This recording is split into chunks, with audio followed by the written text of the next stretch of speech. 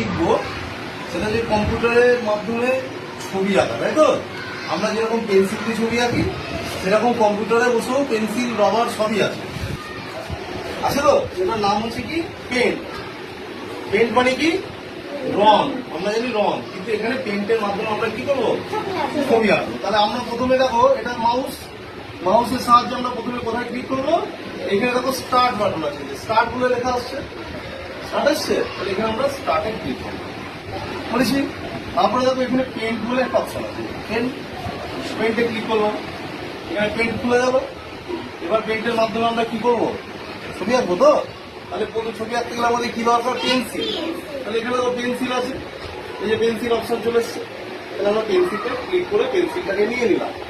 Pencil চলে এসছে। এবার পেন্সিলে আমরা কি করবো? এবার এখানে ছবি আঁকবো। কি আঁকবো বলো? ছবি আঁকবা।